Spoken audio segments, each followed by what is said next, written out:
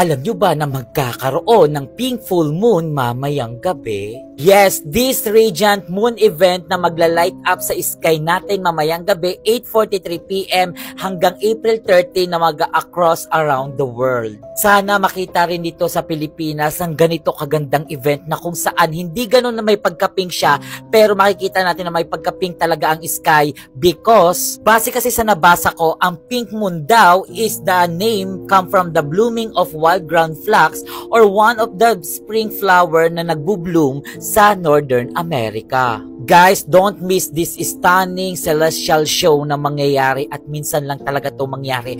At ngayon lang din ako nakarinig na meron palang pink full moon na mangyayari mamayang gabi. Hindi ko lang alam kung makikita to sa Pilipinas pero malaking buwan daw ang mangyayari mamaya or full moon talaga na sobrang laki tapos may pagka-pink pa ang moon. Ang pangalan na pink full moon daw is came from the nature of Northern America na ito daw ay one of the best flower na nagbo-bloom ngayong spring sa Northern America. Kahit ako nagulat din ako na meron rin palang pink full moon na mangyayari. Ang alam ko lang kasi solar eclipse, full moon, half moon at yun lang talagang alam ko. Hindi ko talaga alam na may pink full moon pala. Guys, wag natin to papalampasin mamayang gabi kasi mangyayari lang to minsan sa buhay natin at once in a lifetime lang yata to or maybe matagal ulit to bago mangyari ulit. So hanggang dito na lang, malapit na tayo mag 1 million be. Go!